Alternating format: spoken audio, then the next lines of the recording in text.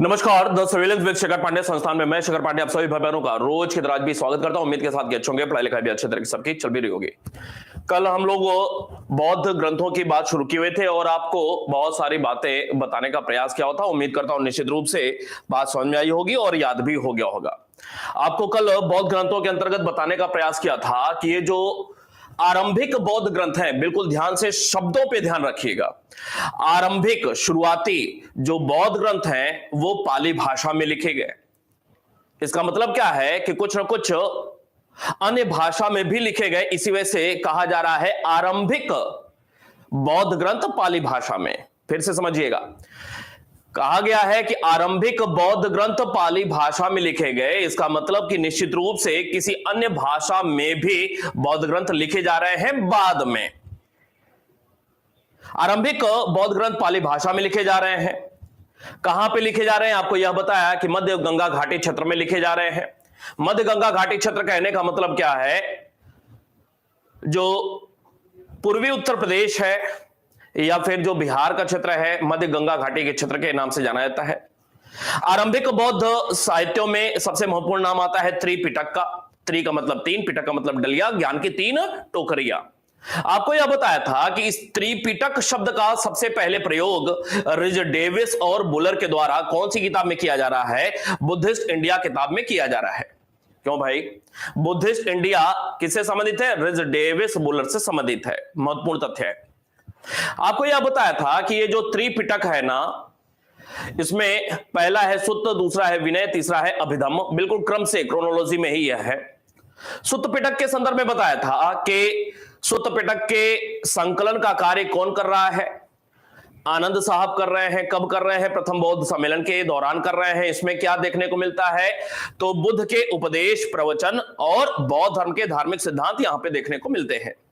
विनय पिटक के संदर्भ में आपको बताया कि बौद्ध धर्म के या बौद्ध संघ के नियम कानून संबंधी बातें कहां देखने को मिलती हैं, अनुशासन संबंधी बातें कहां देखने को मिलती हैं, तो विनय पिटक में अनुशासन संबंधी या विधि नियम संबंधी बातें देखने को मिलती हैं। इसकी रचना प्रथम बौद्ध सम्मेलन के दौरान ही कौन, उपाली के द्वारा, रचना कह लें या संकलन कह लें, संकलन शब्द ज्यादा एप्रोप्रिएट होगा। कौन कर रहा है, उपाली। विनय पिटक के संकलन का दायित्व तो कौन, तो भाई उपाली साहब। क्या है, अनुशासन के नियम है, विधि, संग्रह बौद्ध धर्म या संघ का देखने को मिलता है। तीसरा है अभिधम्म पिटक। अभिधम्म पिटक प्रश्नोत्तर शैली में लिखा हुआ है, प्रश्नोत्तर शैली में लिखा हुआ है और मोगलीपुत्र तिस्स के द्वारा तीसरे बौद्ध सम्मेलन में, पहला नहीं दूसरा नहीं, तीसरे बौद्ध सम्मेलन में मोगलीपुत्र तिस्स अध्यक्ष रहे और तीसरे बौद्ध सम्मेलन के दौरान ही अभिधम्म पिटक, तीसरे पिटक की रचना होती है। ये जो तीसरा अभिधम्म पिटक है, इसमें बौद्ध धर्म के दार्शनिक पक्षों का विवेचन देखने को मिलता है। अर्थात बौद्ध धर्म के दार्शनिक पक्षों का उल्लेख कहां हुआ है, बौद्ध दर्शन का उल्लेख कौन से पिटक में हुआ है, उत्तर होगा अभिधम्म पिटक। बारी बारी से इनसे पे बात करने का आरंभ किया हुआ था। सुत्त पिटक के संदर्भ में बताया था कि यह सुत्त पिटक सर्वोच्च पिटक के रूप में या सर्वश्रेष्ठ पिटक के रूप में जाना जाता है। यह जो सुत्त पिटक है, इसमें राज्य और राजा के उत्पत्ति के सिद्धांत मिलते हैं, ठीक वैसे ही जैसे ब्राह्मण धर्म ग्रंथ में ऐतरेय ब्राह्मण के संदर्भ में बताया हुआ था। राजत्व की उत्पत्ति के सिद्धांत ऐतरेय ब्राह्मण में बताया हुआ था, वैसे ही सुत्त पिटक में राज्य और राजा के उत्पत्ति का सिद्धांत, इसके एक भाग जो दीघ निकाय भाग है, दीघ निकाय सुत्त पिटक का भाग है, तो सुत्त पिटक में यह बात देखने को मिलती है। आपको यह बताया था कि यह जो सुत्त पिटक है, इसे विश्वकोश के तौर पे भी जाना जाता है। हालांकि विश्वकोश एक दूसरे ग्रंथ के लिए भी शब्द का प्रयोग होता है, अभी थोड़ी देर में बताते हैं। बौद्ध धर्म के इंसाइक्लोपीडिया संबंधी बात कहां पर, तो सुत्त पिटक के संदर्भ में ऐसी बात की जाती है। हालांकि विभाषा शास्त्र के लिए भी ऐसा प्रयोग किया जाता है, अभी बताएंगे थोड़ी देर में। आपको यह बताया था कि सुत्त पिटक कुल 5 भागों में बटा हुआ है। सुत्त पिटक कुल 5 भागों में बटा हुआ है। कौन कौन से हैं, दीघ निकाय, संयुक्त निकाय, मध्यम निकाय और अंगुत्तर निकाय और खुद्दक निकाय, ये कुल 5 भाग हैं। दीघ निकाय में स्पष्ट रूप से राजा और राज्य की उत्पत्ति के संदर्भ में बातें देखने को मिलती हैं। आपको यह बताया था कि इसी के एक भाग सिंगालोवाद सुत्त क्यों भाई? सिंगालोवाद सूत्र में क्या बात देखने को मिलती है? अशोक के जो धम्म के सिद्धांत हैं वो वहां पर देखने को मिलता है। क्यों भाई? बातें याद आ रही हैं? बातें याद आ रही हैं? अशोक के धम्म के सिद्धांत कहां पे? सिंगालोवाद सूत्र में देखने को मिलता है। आपको शायद यह जानकारी नहीं होगी कि ये जो अशोक का धम्म है ना, अशोक के दूसरे और सातवें स्तंभ लेख में कियमचु धम्मे, दूसरे स्तंभ लेख में कियमचु धम्मे शब्द से, अर्थात धम्म क्या है, धम्म को परिभाषित करने का प्रयास किया गया है। जब अशोक पढ़ेंगे तो वहां पे आएगा। एक प्रश्न यह भी बनता है कि अशोक के धम्म की खोजबीन या पड़ताल किस एक इतिहासकार ने किया हुआ था? तो आपने शायद भंडारकर साहब का नाम सुना होगा, डॉक्टर जी.आर. भंडारकर का नाम सुना होगा, महान इतिहासकार के रूप में भी जाना जाता है। भंडारकर साहब ने अशोक के धम्म के सिद्धांत की जो भी रहे हैं उनकी खोजबीन की, और उनको ऐसा महसूस हुआ कि ये जो अशोक का धम्म है ना, ये अशोक का वास्तव में है नहीं। मूल रूप से ये जो अशोक का धम्म है वास्तव में एक बौद्ध ग्रंथ राहुलोवाद सूत्र, याद करेंगे, अशोक का धम्म मूल रूप से अशोक का नहीं है, इसे कहीं से एडॉप्ट किया गया है, ग्रहण किया गया है। कहां से किया गया है एडॉप्ट? तो भंडारकर साहब बताते हैं कि अशोक का धम्म वास्तव में इसके जो मूल विषय है, मूल सिद्धांत हैं, एक बौद्ध ग्रंथ राहुलोवाद सूत्र में देखने को मिलते हैं, और राहुलोवाद सूत्र से ही अशोक ने धम्म के सिद्धांत को एडॉप्ट किया हुआ है। कहां से? राहुलोवाद सूत्र से। इसे दिघ निकाय का एक भाग आपको बताया था, महापरिनिर्वाण सूत्र। महापरिनिर्वाण सूत्र, जो परिनिर्वाण सूत्र है, इसी में बुद्ध के अंतिम उपदेश की कथा भी देखने को मिलती है। बुद्ध के अंतिम उपदेश का वर्णन कहां पर देखने को मिलता है? तो महापरिनिर्वाण सूत्र में। आपको यह बताया था कि बुद्ध के अंतिम उपदेश किसको, कहां पर? तो कुशीनगर में अंतिम उपदेश प्राप्त करने वाला जो व्यक्ति था सुभद्र था, और इस बात की, इस घटना की जानकारी कहां पे? महापरिनिर्वाण सूत्र में ही देखने को मिलती है। क्यों भाई? याद आ रहा है ये सब? इसके बाद आपको बताया था ये संयुक्त निकाय, सॉरी मध्यम निकाय। मध्यम निकाय में आपको यह बताने का प्रयास किया था कि इसमें ये जो प्रसेनजीत हैं, कौशल के राजा जो प्रसेनजीत हैं जी, कौशल के राजा प्रसेनजीत हैं, वो क्या कहते हैं कि बुद्ध भी कौशल के हैं, मैं भी कौशल का हूं। बुद्ध भी 80 वर्ष के रहे हैं, मैं भी 80 वर्ष का हूं। एक तो ये बात किसके समकालीन हो गए? तो भाई प्रसेनजीत राजा के समकालीन। ये लाइन याद रखेंगे, ये जो प्रसेनजीत दावा करते हैं, जिसका उल्लेख मध्यम निकाय में है, आगे जब बौद्ध धर्म पढ़ेंगे, बुद्ध के विषय में पढ़ेंगे ना, तो वहां पे कुछ काम की बातें होंगी। जब उम्र को लेकर के बातें आएंगी ना, कि महावीर स्वामी बड़े हैं कि गौतम बुद्ध बड़े हैं, जब उम्र को लेकर के यह बातें आएंगी ना, तो वहां पे यह लाइन आपके मतलब की निकल करके आएगी। याद रखेंगे कि मध्यम निकाय में प्रसेनजीत कौशल के राजा, उन्होंने दावा किया है कि बुद्ध भी कौशल के, मैं भी कौशल का हूं, बुद्ध भी 80 वर्ष के, मैं भी 80 वर्ष का हूं। जब उम्र की समस्या फंसेगी ना, दो महावीर स्वामी के उम्र, जीवन, जन्म और मृत्यु के दो समय काल देखने को मिलते हैं, 599 और 527 ईसा पूर्व, तो वहां पे यह काम आ जाएगा। फिलहाल इसे मध्यम निकाय में एक और तथ्य देखने को मिलता है कि महावीर स्वामी और गौतम बुद्ध की मेल मुलाकात हुई थी, भेंट हुई थी। तीसरे नंबर पे आपको बताया था अंगुत्तर निकाय। अंगुत्तर निकाय में 16 महाजनपदों के वास्तविक वर्णन देखने को मिलते हैं। प्रामाणिक जानकारी कहां से मिलती है 16 महाजनपदों के अस्तित्व की? तो 16 महाजनपद के अस्तित्व की प्रामाणिक जानकारी अंगुत्तर निकाय में देखने को मिलती है। हालांकि अंगुत्तर निकाय के अलावा भी 2 किताबें बताया था, एक महावस्तु और एक भगवती सूत्र। महावस्तु का भी संबंध बौद्ध धर्म से ही है, जबकि भगवती सूत्र का संबंध जैन ग्रंथ के रूप में देखने को मिलता है। हालांकि अंगुत्तर निकाय में प्रामाणिक या वास्तविक 16 महाजनपद के अस्तित्व देखने को मिलते हैं, लेकिन ये जो भगवती सूत्र है और महावस्तु है, उसमें नामों में थोड़ा सा अंतर देखने को मिलता है। इस वजह से अप्रामाणिक जानकारी तो मिल रही है कि 16 महाजनपद थे।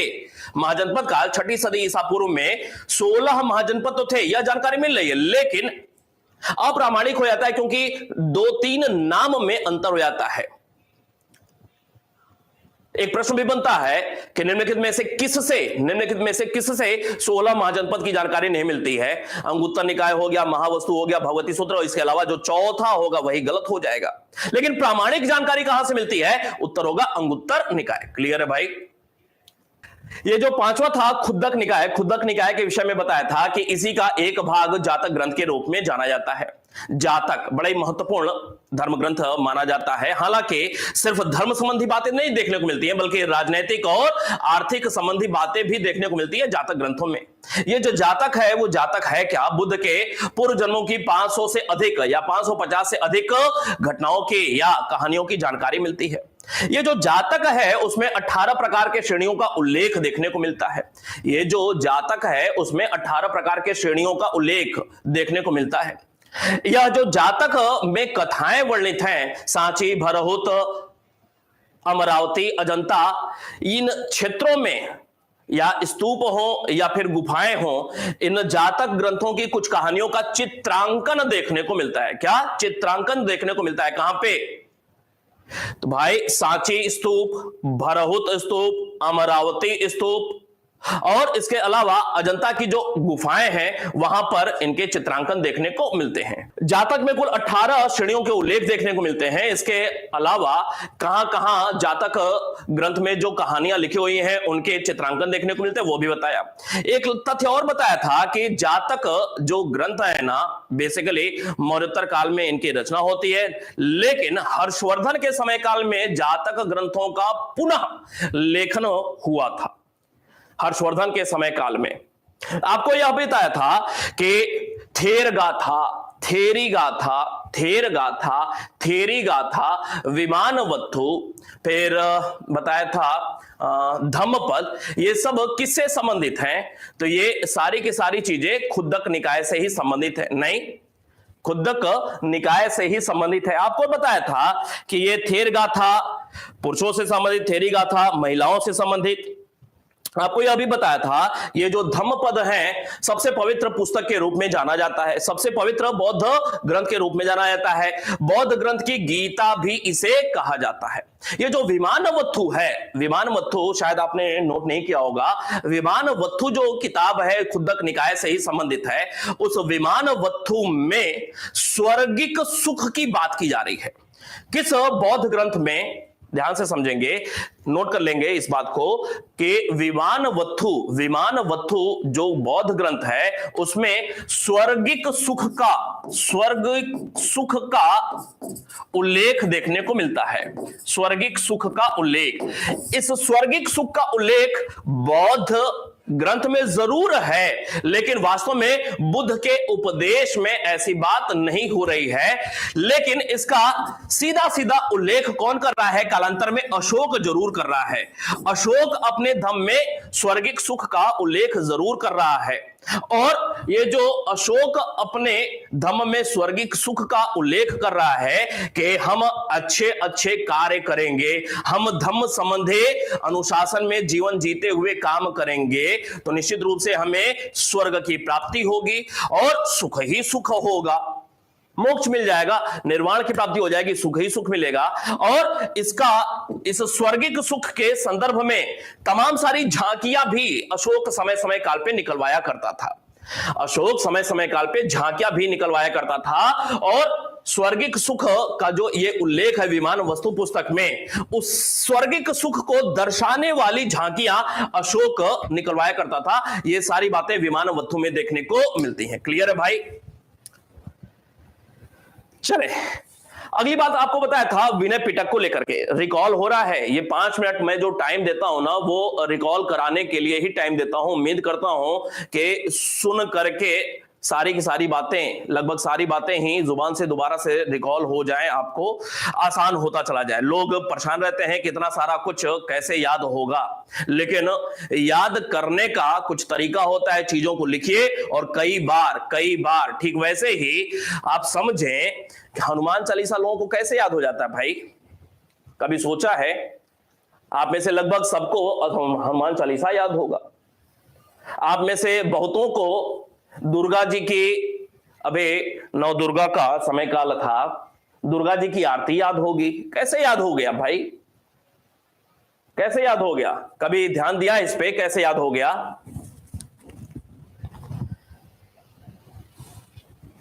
आसान सा तरीका है, याद हो जाता है।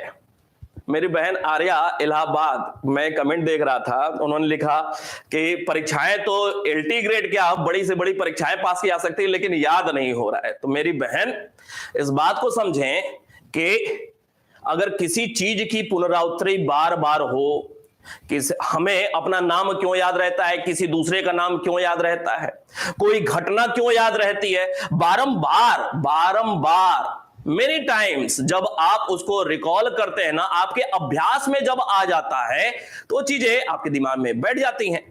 बहुत सारी घटनाएं भूल जाती हैं, बहुत सारी चीजें याद नहीं रहती हैं। 24 घंटे के भीतर ही आप सोचें, 24 घंटे के भीतर ही बहुत सारी चीजें याद रहती हैं, लेकिन कोई सामान कहां रख दिया है, कई बार ऐसा होता है कि ध्यान से उतर जाता है। क्यों ऐसा होता है? क्यों? क्योंकि पुनरावृत्ति में नहीं रही है वो चीज, या फिर रखते समय आपने ऐसे ही झटके में रख दिया, कंसंट्रेशन नहीं था। यही होता है ना भाई। विनय पिटक की बात करते हैं। बौद्ध संघ के नियम कानून, संघ संबंधी विधि निषेध का उल्लेख कहां देखने को मिलता है? तो विनय पिटक में देखने को मिलता है, उपाली के द्वारा दूसरी बौद्ध संहिता में। यह जो विनय पिटक है, इसमें आपको प्रतिमोक्ष अर्थात प्रतिमोक्ष के बारे में बताया था, इसमें आपको खंडक के बारे में बताया, सुत विभंग के बारे में बताया, परिवार के बारे में बताया था। आपको बताया था कि ये जो पतिमोक्ष है, पतिमोक्ष, अभी मैं इसके बारे में बताऊंगा ये है क्या एक्चुअली।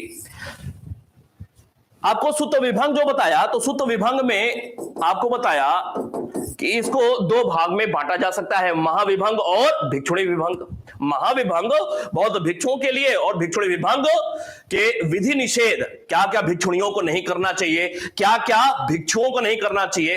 तो महाविभंग में भिक्षुओं के लिए और भिक्षुणी विभंग में भिक्षुणियों के लिए यह विधि निषेध बताए गए हैं, क्या क्या कार्य नहीं करना चाहिए। और गलती से अगर वो कार्य हो गया तो प्रायश्चित तो करना ही पड़ेगा।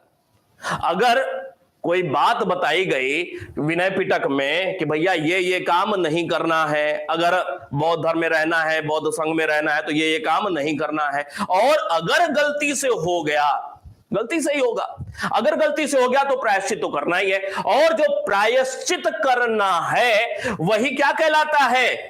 पतिमोक्ष कहलाता है। अर्थात विधि निषेध जो बताए गए हैं, विधि निषेध जो बताए हैं कि ये कार्य आपको नहीं करने हैं, इसके बावजूद अगर विधि निषेध संबंधी बातें भंग हो जाती हैं, अगर गलती हो जाती है, भंग हो गया ये नियम कानून आपसे, तो आपको प्रायश्चित करना है। और यह विधि निषेध या प्रायश्चित संबंधी बातें कहां पे? यही पतिमोक्ष के नाम से जाना जाता है, जिसको शुद्ध हिंदी में प्रतिमोक्ष कहा गया है। और ये जो प्रतिमोक्ष में बातें हैं, प्रायश्चित वाली बातें हैं, प्रायश्चित अब करना हो रहा है, भगवान बुद्ध जी मुझे माफ कर दीजिए, आपने विनय पिटक में बताया हुआ था कि ये काम नहीं करना है, गलती से इस दिन ये हमसे गलत काम हो गया, ये जो प्रायश्चित हो रहा है यही प्रतिमोक्ष कहलाता है।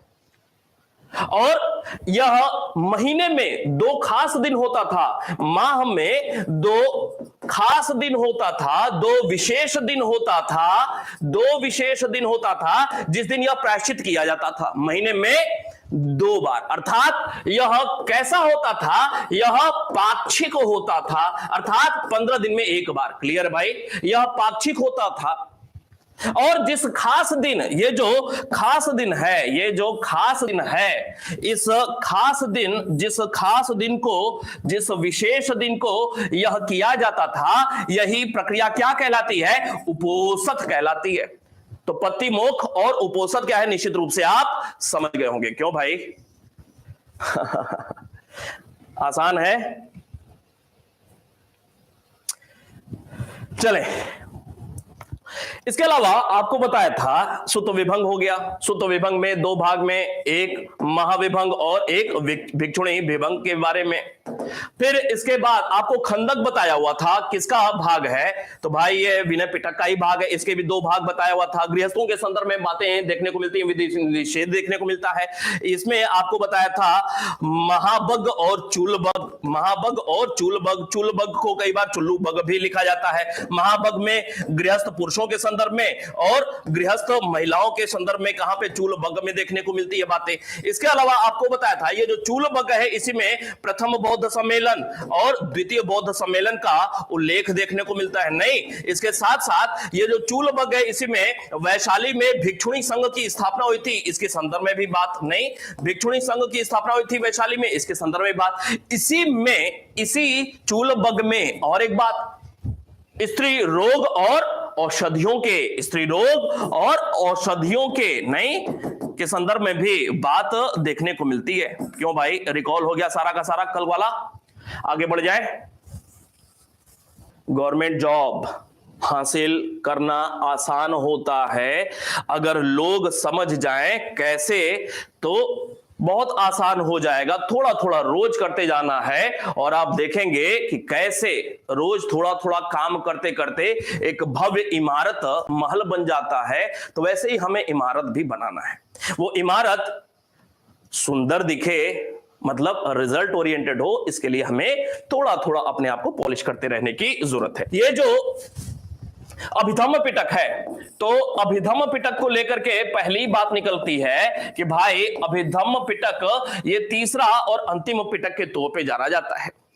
ये जो अभिधम्म पिटक है इसकी रचना या संकलन कौन कर रहा है? जंगल जंगल बात चली है, पता चला है, चड्ढी पहन के फूल खिला है, तो कौन? मोगली, नहीं, मोगली पुत्र तिस के द्वारा इसका संकलन किया जा रहा है। आपको यह जानकारी होनी चाहिए कि इसमें विषय क्या है भाई। तो इसका जो विषय है वह दर्शन है, अर्थात बौद्ध धर्म का, किसका? बौद्ध धर्म के दार्शनिक पक्ष का विवेचन कहां पे देखने को मिलता है? तो बौद्ध धर्म के दर्शन का या दार्शनिक पक्ष का विवेचन अभिधम्म पिटक में देखने को मिलता है। अगली एक महत्वपूर्ण बात कि भाई इसकी रचना कब हुई थी? तो इसकी रचना तीसरे बौद्ध सम्मेलन के दौरान, कौन से? थर्ड बौद्ध सम्मेलन के दौरान कहां पे भाई? तो आपको याद होगा तीसरा बौद्ध सम्मेलन हुआ था अशोक के समय काल में। कहां पे? पाटलिपुत्र में, 251 ईसा पूर्व में। नहीं, ये जो अभिधम्म पिटक है, अब बड़ी महत्वपूर्ण बात, एक अन्य तथ्य, दो महत्वपूर्ण बातें हैं अभिधम्म पिटक को लेकर के, दो महत्वपूर्ण बातें। पहली तो ये कि यह प्रश्नोत्तर शैली में है। कौन सी शैली में? प्रश्नोत्तर शैली में है। प्रश्न पूछा जा रहा है, ब्रह्म है क्या? अब वो उत्तर दिया जा रहा है। जगत है क्या? उत्तर दिया जा रहा है। प्रश्न पूछा जा रहा है कि ये जीव का आवागमन क्यों है? उत्तर दिया जा रहा है। प्रश्नोत्तर शैली में यह ग्रंथ लिखा हुआ है। और ये जो दूसरी महत्वपूर्ण बात है, बड़े ही काम की, आप में से शायद किसी को नहीं पता होगा, कौन सा एक बौद्ध ग्रंथ है जिसमें पहली बार संस्कृत भाषा का प्रयोग किया गया था? यह प्रथम बौद्ध ग्रंथ है। किसी को नहीं जानकारी होगी, यह प्रथम बौद्ध ग्रंथ है जिसमें क्या किया गया? जिसमें संस्कृत भाषा का प्रयोग किया जाता है। संस्कृत भाषा का प्रयोग देखने को मिलता है, याद रहेगा। हालांकि संस्कृत भाषा का प्रयोग जरूर हो रहा है, लेकिन इसके बावजूद याद रखना है कि ये जो मोगली पुत्र तिस है ना, ये हीनयानी शाखा के आचार्य थे। हीनयान संप्रदाय से संबंधित यह आचार्य थे, याद रहेगा भाई। अगली बात, संस्कृत भाषा का पहली बार प्रयोग किस बौद्ध ग्रंथ में देखने को मिलता है? उत्तर है अभिधम्म पिटक। ये जो अभिधम्म पिटक है यह 7 पुस्तकों का समुच्चय कहलाता है। 7 पुस्तकों का समूह है, 7 पुस्तकों का समूह है, अर्थात अभिधम्म पिटक कुल 7 भागों में बटा हुआ है। अभिधम्म पिटक कुल 7 भागों में बटा हुआ है और इन 7 पुस्तकों के समूह में सर्वश्रेष्ठ कौन सी है? तो सबसे महत्वपूर्ण या सर्वश्रेष्ठ कौन सी है? उत्तर है कथावत्थु। कौन सी भाई? कथावत्थु। अब एक प्रश्न और बनेगा कि इस कथावत्थु का लेखन किसने किया है? तो इसकी रचना का श्रेय भी मोगली पुत्र तिस को ही जाता है, याद रहेगा। मोगली पुत्र तिस को ही जाता है, अर्थात मोगली पुत्र तिस ने अभिधम्म पिटक का संकलन किया, अभिधम्म पिटक का संकलन किया, अभिधम्म पिटक का संकलन किया, जो 7 भागों में बटा हुआ है, जिसमें से एक भाग एक किताब कथावस्तु या सीधे सीधे कौन लिख रहा है? मोगलीपुत्र तीर्थ साहब लिख रहे हैं जी, पाटलिपुत्र में। अब ये हमने त्रिपिटक की बात किया था, यहां तक ये हमने त्रिपिटक की बात किया था। एक बड़ा ही महत्वपूर्ण लाइन आप में से किसी को भी नहीं पता है, चाहे वो आईएएस वाले हो, चाहे नेट वाले हो, चाहे एलटी ग्रेड, चाहे टीसीबी, किसी को नहीं पता होगा कि अगर पूछा जाए कि त्रिपिटक पर भाष्य लिखे गए हैं, हां लिखे गए हैं।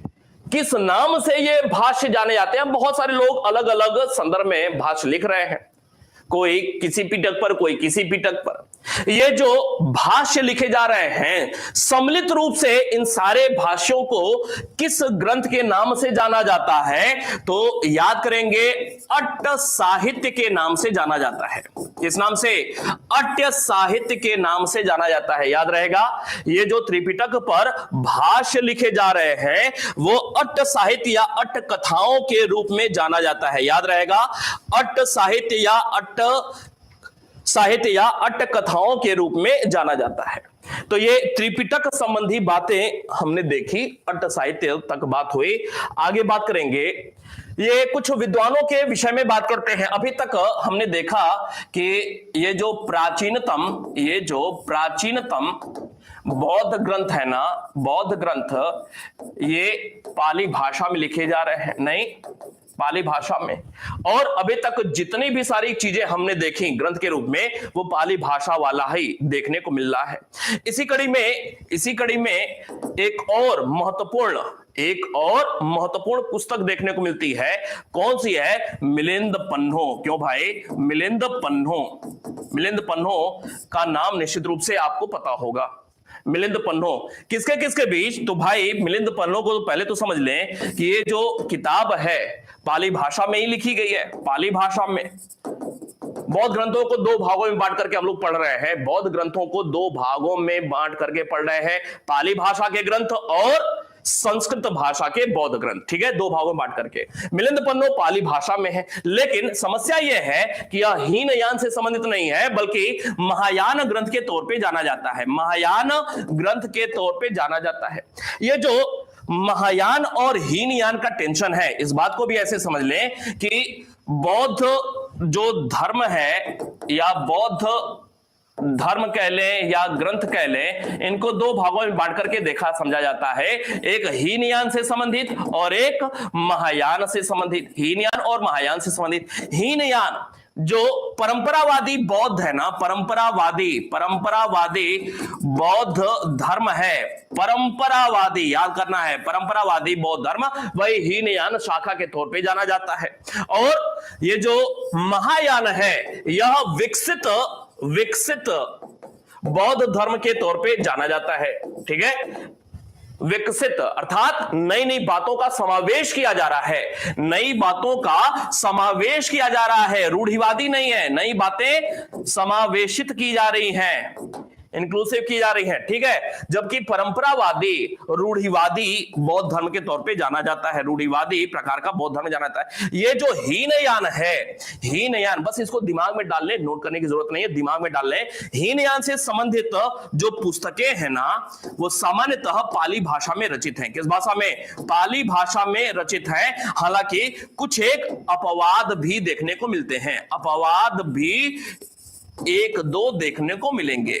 ठीक है, कि हीनयान से संबंधित किताब है, लेकिन संस्कृत भाषा में प्रयोग हुआ है। ठीक है, लेकिन अगर महायान की बात किया जाए तो इसकी जो पुस्तकें हैं वह संस्कृत भाषा में है, संस्कृत भाषा में। हालांकि इसमें भी 1-2 अपवाद देखने को मिलते हैं, 1-2 अपवाद देखने को मिलते हैं। इन्हीं 1-2 अपवाद में से एक है मिलिंद पन्हो। कौन सा भाई? मिलिंद पन्हो। अर्थात मिलिंद पन्हो का संबंध तो महायान शाखा से है, लेकिन ये जो किताब है वह पाली भाषा में लिखी हुई है। क्लियर है यह बात? क्यों भाई, क्लियर है? ठीक है, ठीक है। तो वापस आते हैं, मिलिंद पन्नो पाली भाषा में है अपवाद स्वरूप, लेकिन यह महायान धर्म से संबंधित ग्रंथ है। इसमें इंडो ग्रीक राजा, इंडो का मतलब हिंद, ग्रीक का मतलब यूनानी, हिंद यूनानी अर्थात मौर्योत्तर काल में यह राजवंश देखने को मिलता है, मौर्योत्तर काल में, ठीक है। इंडो ग्रीक राजा कौन? मिनांडर, भारत में इसको मिलिंद के नाम से जाना जाता है। एवं एंड बौद्ध भिक्षु कौन? नागसेन, बौद्ध भिक्षु नागसेन के बीच दार्शनिक वार्तालापों का उल्लेख है, के बीच दार्शनिक वार्तालाप का उल्लेख देखने को मिलता है। वार्तालाप, अब ये जो वार्तालाप है तो आमतौर पे इस बात को समझिएगा, इसको भी लेकर के एक महत्वपूर्ण तथ्य निकलता है। ये जो वार्तालाप है, मिनांडर प्रश्न पूछ रहे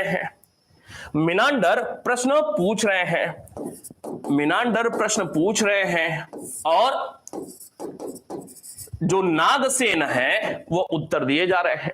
अर्थात यह भी चाहे वार्तालाप शैली कह लें या प्रश्नोत्तर शैली कह लें, बात एक ही है। यह भी वार्तालाप शैली या प्रश्नोत्तर शैली में है। मिनांडर प्रश्न पूछे जा रहे हैं, प्रश्न या मिनांडर, ऐसे लिखा मिनांडर, और मिनांडर के द्वारा कुछ प्रश्न पूछा गया, मिनांडर डैश, ठीक है। कियम चु धम्मे, अर्थात धम्म क्या है, ठीक है। इन्होंने फिर उत्तर दिया, क्या नाम है? नागसेन, अगली लाइन नागसेन की, ठीक है। इन्होंने डॉट डॉट बताया कि धम्म क्या है, फिर मिनांडर पूछ रहे हैं प्रश्न। ये जो शैली है वो प्रश्नोत्तर शैली या वार्तालाप शैली के तौर पे जानी जाती है। वार्तालाप शैली का जो प्रथम एग्जाम्पल देखने को मिलता है, इसका एग्जाम्पल सबसे पहले सर्वप्रथम कहां देखने को मिलता है? सर्वप्रथम प्लेटो की रचनाओं में देखने को मिलता है, प्लेटो की रचनाओं में देखने को मिलता है। वार्तालाप शैली का उदाहरण सबसे पहले प्लेटो की रचनाओं में देखने को मिलता है। तो एक प्रश्न पूछेगा, एक प्रश्न बनेगा, निम्नलिखित में से कौन सा बौद्ध ग्रंथ है, निम्नलिखित में से कौन सा बौद्ध ग्रंथ है जो प्लेटो से प्रभावित है, जो वार्तालाप शैली में है? उत्तर होगा मिलिंद पन्नो। याद रहेगा भाई, क्लियर है? हाँ, सिर्फ रिपब्लिक ही नहीं, और भी हैं, ठीक है। आगे बढ़ते हैं। अगली बात, मिलिंद पन्नो हो गया। ये जो पाली भाषा की किताबें हैं, एक महत्वपूर्ण विद्वान हैं जिनका नाम है बुद्ध घोष। नाम सुना होगा, बुद्ध घोष। एक बहुत ही महत्वपूर्ण विद्वान के तौर पे जाने जाते हैं जिनका नाम है बुद्ध घोष। बुद्ध घोष साहब जो हैं, बुद्ध घोष साहब को लेकर के लगातार प्रश्न पूछे गए हैं। बुद्ध घोष 5वीं सदी के विद्वान थे, 5वीं सदी के विद्वान थे, और कहां के विद्वान थे? श्रीलंका के। याद रहेगा, श्रीलंका के 5वीं सदी के विद्वान थे। ये बेसिकली किस रूप में जाने जाते हैं? तो ये त्रिपिटकों पर इन्होंने टीका लिखा हुआ था, त्रिपिटकों पर टीका लिखा हुआ, अर्थात ये जो बुद्ध घोष साहब हैं तो बौद्ध धर्म के, अगली बात, बौद्ध धर्म के महान टीकाकार के या आरंभिक टीकाकार के तौर पे जाने जाते हैं। टीकाकार अर्थात रिसर्च, बौद्ध धर्म के महान टीकाकार के रूप में इनको जाना जाता है। 5वीं सदी के विद्वान है, श्रीलंका के विद्वान है, त्रिपिटकों पर इन्होंने टीका लिखी। इसके अलावा इनकी एक अन्य पुस्तक है, बड़ा ही महत्वपूर्ण एक पुस्तक है जिसका नाम है विशुद्ध मग्ग। याद रहेगा, विशुद्ध मग्ग किसकी रचना है? तो आपको पता होना चाहिए, आप बताएंगे कि भाई यह बुद्ध घोष की रचना है, विशुद्ध मग्ग। इसके साथ साथ एक और महत्वपूर्ण प्रश्न बनता है कि निदान गाथा, अन्य पुस्तक निदान गाथा, ये पाली भाषा में है। निदान गाथा में गाथा जो शब्द है इसका मतलब है गाथा का मतलब क्या है? कथा, अर्थात निदान कथा, अर्थात इसको कह सकते हैं निदान कथा या निदान गाथा शब्द का प्रयोग या किताब कौन लिख रहा है? उत्तर है बुद्ध घोष साहब लिख रहे हैं। कौन लिख रहा है? बुद्धघोष साहब लिख रहे हैं। और एक बड़ी महत्वपूर्ण बात इस किताब को लेकर के, इस किताब को लेकर के आप में से किसी को नहीं पता होगा, ये मैं जानता हूं बढ़िया तरीके से, लेकिन अब आपके लिए बड़ी आसान हो जाएगा, औरों के लिए तो मुश्किल बना ही रहेगा। यह प्रथम पुस्तक है, यह प्रथम पुस्तक है जिसमें बुद्ध की जीवनी लिखी गई है, बुद्ध की जीवनी लिखी गई है। याद रहेगा? तो बुद्ध की जीवनी कौन लिख रहा है? पहला व्यक्ति कौन? बुद्धघोष। याद रहेगा भाई? याद रहेगा? बुद्ध का जीवन चरित्र सबसे पहले कौन? बुद्धघोष। कहां पे? निदान गाथा या निदान कथा में। ठीक है। जब बात हो रही है श्रीलंका की, जब बात हो रही है श्रीलंका पहुंचे हुए हम लोग 5वीं सदी में श्रीलंका पहुंचे हुए हैं, तो यहीं पे पाली भाषा में ये किताबें हैं, पाली भाषा की अभी बात कर रहे हैं हम लोग। ठीक है। ये जब श्रीलंका बात पहुंची तो यहीं पे दीपवंश और महावंश का नाम आएगा, दीपवंश एवं महावंश का नाम आएगा, दीपवंश और महावंश। ये दो किताबें कब लिखी जा रही हैं, कहां लिखी जा रही हैं? ये दोनों के दोनों 5वीं सदी की ही रचना है, 5वीं सदी की रचना है। कहां पे? श्रीलंका में ही, श्रीलंका में ही इनकी रचना होती है 5वीं सदी में। और ये जो तीसरी महत्वपूर्ण बात है, बेसिकली मौर्य काल की विशेष जानकारी, मौर्य काल की विशेष जानकारी इन किताबों से मिलती है। याद रहेगा? मौर्य काल की विशेष जानकारी कहां से? दीपवंश और महावंश से मिलती है। क्लियर है भाई? चले, पाली भाषा, पाली भाषा बहुत सारा कुछ तो आप जानते भी होंगे। जब बौद्ध धर्म पढ़ेंगे ना महाजनपद काल में, तो बहुत सारी और भी जानकारी मिलेंगी आपको। कुछ दुर्लभ बात बताते हैं।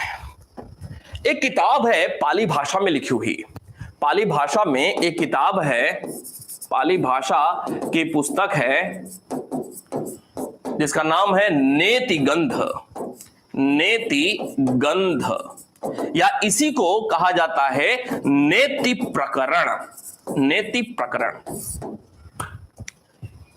पाली भाषा की एक बौद्ध ग्रंथ है नेति प्रकरण या नेति ग्रंथ, नेतिगंध। ये जो नेतिगंध या नेति प्रकरण है, इसमें भी क्या चीज देखने को मिलती है? बुद्ध के उपदेश, बुद्ध के उपदेश इस किताब में भी देखने को मिलते हैं। आमतौर पे सिर्फ सुत्त पिटक लोग बोलते हैं, लेकिन नेतिगंध या नेति प्रकरण पाली भाषा में एक किताब, और इसमें भी बुद्ध के उपदेश देखने को मिलते हैं। याद रहेगा भाई? राजेंद्र प्रसाद के संदर्भ में वो कहानी तो पता ही होगी कि राजेंद्र प्रसाद सुने थोड़ी सी बात। राजेंद्र प्रसाद जब 12वीं का पेपर देने वाले थे, दे रहे थे, तो उनके बड़े भैया भी थे, गांव से आना जाना होता था।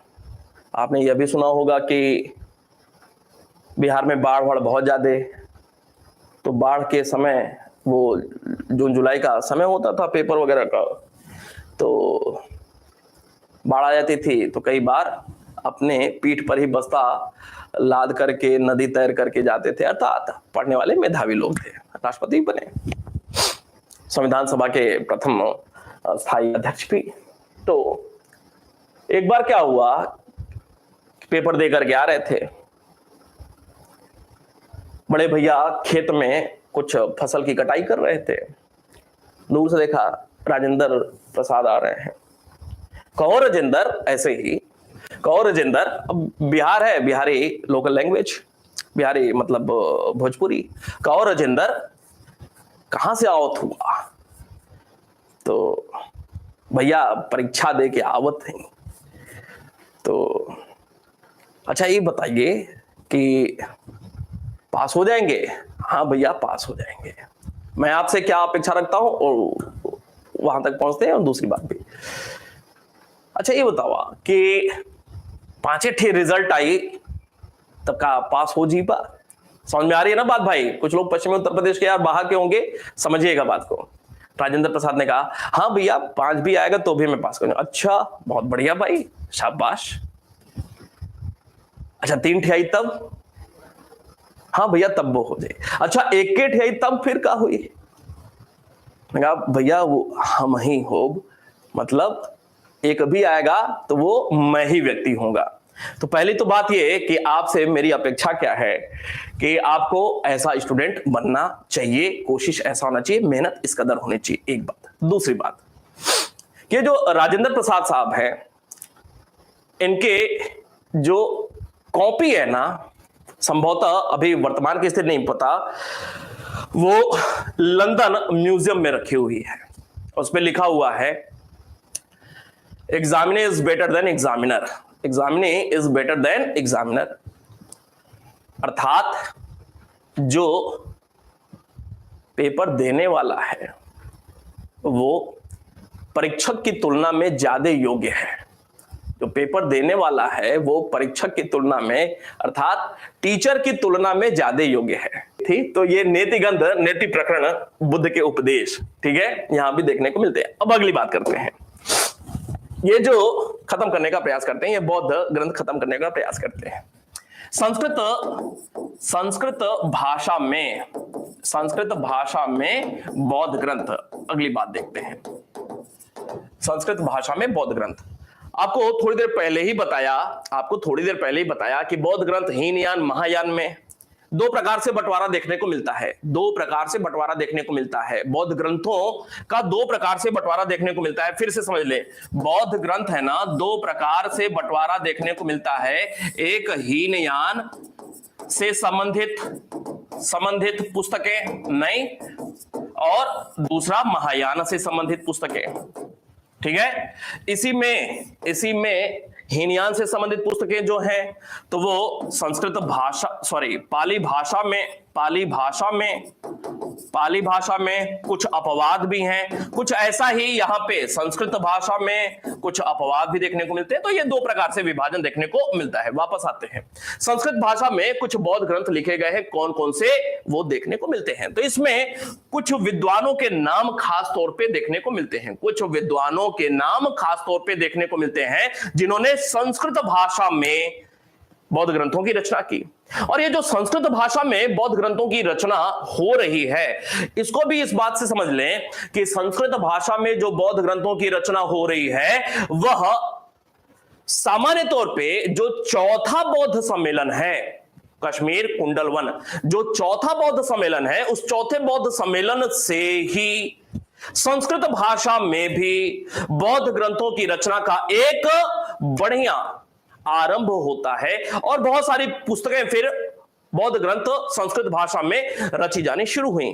तो आपको यह बताया कि संस्कृत भाषा का प्रयोग तो अभिधम्म पिटक में हो रहा है पहली बार, वो हीनयान से संबंधित है, लेकिन हीनयान में संस्कृत उस स्तर पर नहीं जाता है।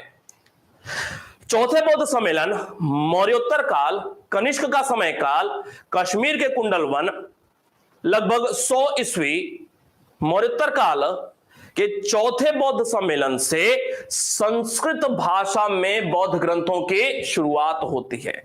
और चौथे बौद्ध सम्मेलन में ही आप नाम जानते होंगे, जो अध्यक्ष साहब रहे वसुमित्र की जो किताब है वो संस्कृत भाषा में है। आपको नाम याद होगा अश्वघोष, जो चौथे बौद्ध सम्मेलन के उपाध्यक्ष रहे। अश्वघोष उपाध्यक्ष रहे, इनकी भी रचना संस्कृत भाषा में देखने को मिलती है। इसके अलावा चौथे बौद्ध सम्मेलन में ही एक खास मेहमान के रूप में कनिष्क ने बुलाया था, किसको? नागार्जुन को। इन लोगों की जो किताबें हैं वह संस्कृत भाषा में है। इसके अलावा कुछ अगर सीधे सीधे किताबों की बात किया जाए तो आपको याद होगा महावस्तु का नाम। महावस्तु बौद्ध ग्रंथ है, यह संस्कृत भाषा में ही है। एक और किताब ललित विस्तर का संबंध बौद्ध धर्म से है और यह भी संस्कृत भाषा में ही है। एक और किताब आपको नाम याद होना चाहिए, जो कि आर्य मंजूषी, महत्वपूर्ण जो भी है वो सब बता रहे हैं। मंजूषी मूल कल्प, यह भी किस भाषा में है? यह भी संस्कृत भाषा में है। क्यों भाई, याद रहेगा? याद रहेगा। तो आपको यह बताने का प्रयास किया कि ये जो बौद्ध ग्रंथ हैं शुरुआती दौर में पाली भाषा में लिखे गए, लेकिन तमाम सारे बौद्ध ग्रंथ संस्कृत भाषा में भी लिखे जा रहे हैं। बौद्ध ग्रंथों में संस्कृत भाषा में जो बौद्ध ग्रंथ लिखे जा रहे हैं, कुछ खास प्रमुख विद्वान 3 का नाम आपको बताया, ज्यादा लोकप्रिय लोग रहे हैं। अब बारी बारी से देखते हैं। ये जो वसुमित्र साहब हैं, तो वसुमित्र साहब की जो किताब है, जो पुस्तक है, इसका नाम है विभाषा शास्त्र। याद रहेगा, विभाषा शास्त्र। ये जो विभाषा शास्त्र है, इस किताब के संदर्भ में 2 बातें देखने को मिलती हैं। विभाषा शास्त्र की रचना किसने किया? वसुमित्र में।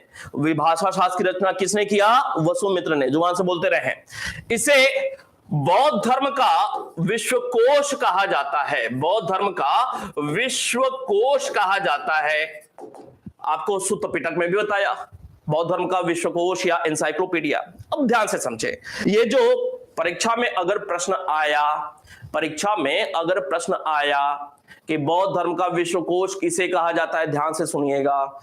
परीक्षा में अगर प्रश्न आ गया कि बौद्ध धर्म का विश्वकोश किसे कहा जाता है, अगर ऑप्शन सुत्त पिटक अकेले है तो सुत्त पिटक लगेगा, अगर सुत्त पिटक नहीं है, विभाषा शास्त्र दिया है तो विभाषा शास्त्र लगाएंगे उत्तर, ठीक है। और अगर गलती से विभाषा शास्त्र भी है, सुत्त पिटक भी है, तो आप विभाषा शास्त्र उत्तर लगाएंगे, क्योंकि अभी कुछ वर्ष पहले ही 2-4-5 वर्ष के भीतर ही यूपीपीसीएस आयोग के द्वारा, लोक सेवा आयोग उत्तर प्रदेश की एक परीक्षा में प्रश्न पूछा गया, और हाल फिलहाल में चूंकि पूछा गया है, विभाषा शास्त्र को उत्तर माना गया है, तो आपसे गलती नहीं होगी, ठीक है। प्रश्न को लेकर के अगर कुछ डाउट भी रहा तो भी अगर प्रश्न को लेकर के कुछ डाउट भी रहेगा ना, तो भी आपको नंबर मिलेगा, क्योंकि आपके पास एक साक्ष्य रहेगा, ठीक है। तो ये विभाषा शास्त्र कौन लिख रहा है? विभाषा शास्त्र वसुमित्र लिख रहे हैं। इसे विश्वकोश के तौर पे जाना जाता है, याद रहेगा। अगली महत्वपूर्ण बात, दूसरी महत्वपूर्ण बात कि बौद्ध धर्म की बाइबल किसे कहा जाता है? बौद्ध धर्म की बाइबल किसे कहा जाता है? तो भाई बौद्ध धर्म की बाइबल विभाषा शास्त्र को ही कहा जाता है। जो अश्वघोष साहब हैं, अश्वघोष, वसुमित्र तो कश्मीर के रहने वाले थे, वसुमित्र कश्मीर के, और अश्वघोष का जन्म साकेत में हुआ था। एक बात, साकेत के रहने वाले थे। इनके संदर्भ में कुछ उपनाम भी हैं, जैसे इनको भारत का, अश्वघोष को भारत का मिल्टन कहा जाता है, भारत का मिल्टन कहा जाता है। अश्वघोष को भारत का गेटे कहा जाता है। अश्वघोष को भारत का वोल्टेयर कहा जाता है, याद रहेगा। ये सारे इनके उपनाम हैं, किसके? अश्वघोष साहब के, याद रहेगा। अश्वघोष के ये सारे कुछ उपनाम हैं। इन्हें भारत का मिल्टन कहा जाता है, इन्हें भारत का गेटे भी कहा जाता है, इन्हें भारत का वोल्टेयर भी कहा जाता है। अगली महत्वपूर्ण बात अश्वघोष को लेकर के, इनकी कुछ पुस्तकें हैं। जैसे कौन कौन सी पुस्तकें हैं भाई? तो इनकी पुस्तकों में एक नाम आएगा कौन सी? सबसे महत्वपूर्ण किताब जिसने रातों रात इनको स्टार बना दिया, हीरो बना दिया, अश्वघोष को, नाम है बुद्ध चरित्र को लेकर के 2 बातें हैं इसमें। पहली बात कि अश्वघोष के द्वारा लिखा गया एक महाकाव्य कौन सा है?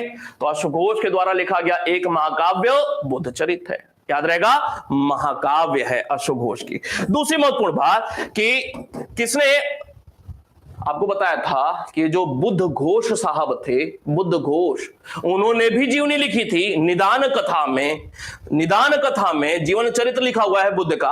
अश्वघोष साहब भी बुद्ध चरित्र में बुद्ध का जीवन चरित्र ही लिख रहे हैं, जीवनी लिख रहे हैं। किसकी? बुद्ध की जीवनी लिख रहे हैं, याद रहेगा। तो एक प्रश्न बनेगा, याद करते चले जाएंगे कि निम्नलिखित में से किसने बुद्ध की जीवनी नहीं लिखी हुई है? याद रहेगा। या बुद्ध की जीवनी किसमें नहीं लिखी हुई है? निदान कथा में लिखा हुआ है, दूसरा बताया आपको बुद्ध चरित्र में लिखा हुआ है, और अभी ललित विस्तर भी बताएंगे। ललित विस्तर में भी बुद्ध की जीवनी लिखी हुई है, उपदेश की बात नहीं, जीवनी लिखी हुई है। लाइट ऑफ एशिया अभी किसी ने बताया, अर्नोल्ड एडविन की किताब, ठीक है। तो बुद्ध की जीवनी अशोक घोष ने भी लिखी हुई है, कहां पे? बुद्ध चरित्र में लिखी हुई है। दूसरी महत्वपूर्ण किताब सौंदरानंद। सौंदरानंद, सौंदरानंद, ये जो सौंदरानंद किताब है, यह एक काव्य के तौर पे जाना जाता है। सौंदरा प्रकरण, ये एक नाटक है, एक नाटक है। किसका? अशोक घोष के द्वारा लिखा हुआ एक नाटक ग्रंथ है।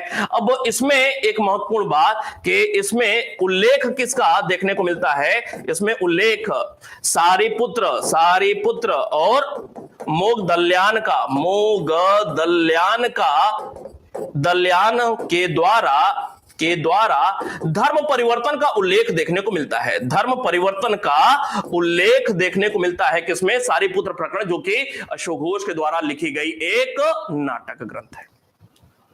याद रहेगा, ये दोनों के दोनों सौंदर्य, ये सारिपुत्र और मोगदल्यान, इनके अवशेष कहां पर रखे हुए हैं? इनके अवशेष सांची स्तूप में देखने को मिलते हैं। कहां पे भाई? सांची स्तूप में देखने को मिलते हैं। बौद्ध धर्म जब पढ़ेंगे तो वहां पे और क्लियर होगा। क्लियर है भाई? क्लियर है? बुद्ध चरित्र, सौंदरानंद, सारिपुत्र प्रकरण।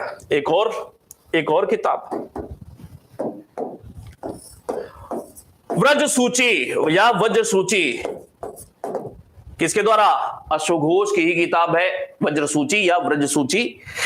और ये जो किताब है, इसमें ब्राह्मणवादी जो जाति व्यवस्था या वर्ण व्यवस्था आरंभ की गई थी ना, तो इसमें जाति व्यवस्था की आलोचना की जा रही है। अशोक घोष की किस किताब में? वज्र सूची में जाति व्यवस्था की आलोचना देखने को मिलती है।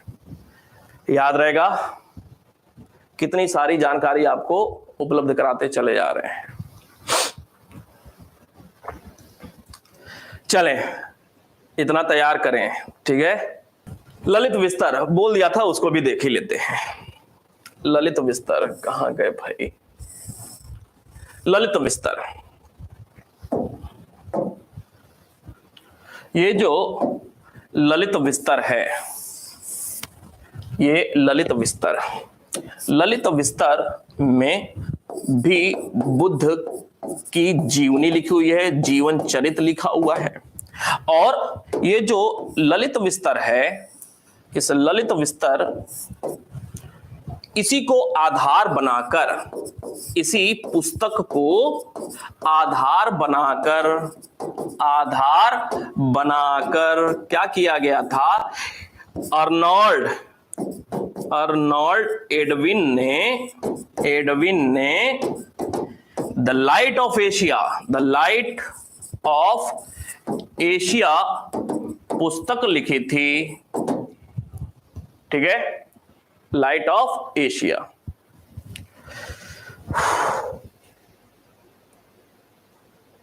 ठीक है। अब एक तथ्य और ललित विस्तर को लेकर के आपको बताएं। किसी ने लिखा था द लाइट ऑफ एशिया, ये तो लिख दिया। अगर मैं आपसे ये पूछूं, किसी को पता है क्या कि ये ललित विस्तर जो पुस्तक है, इसके लेखक कौन थे? वास्तविक लेखक कौन थे? एडविन अर्नोल्ड की बात नहीं हो रही है। अब लेखक कौन थे ललित विस्तर के? याद कर लेना भाई, हरिभद्र, याद रहेगा, हरिभद्र। इस ललित विस्तर पुस्तक के लेखक कौन? हरिभद्र। और एक महत्वपूर्ण बात, ये जो ललित विस्तर किताब है ना, ललित विस्तर किताब है ना, तो ये ललित विस्तर किताब में, इसमें बुद्ध को देवता माना गया है, देवता माना गया है। आमतौर पे बुद्ध को एक साधारण इंसान ही बौद्ध विद्वानों ने बताया है। साधारण इंसान, कुछ विशेष प्रकार के, विशेष ज्ञान वाले, उनको भगवान या देवता बौद्ध लोगों, शुरुआती जो बौद्ध लोग थे, उन्होंने नहीं स्वीकार किया। अर्थात हीनयान शाखा में बुद्ध को एक इंसान के तौर पे ही प्रतिष्ठित किया गया है, लेकिन महायान शाखा में बुद्ध को देवत्व के तुल्य स्थापित कर दिया जा रहा है, बुद्ध को भगवान या देवता की श्रेणी में डाल दिया जा रहा है। याद रहेगा। फिलहाल आज के लिए इतना ही रहने देते हैं। कोई और बात होगी कमेंट सेक्शन में लिखेगा।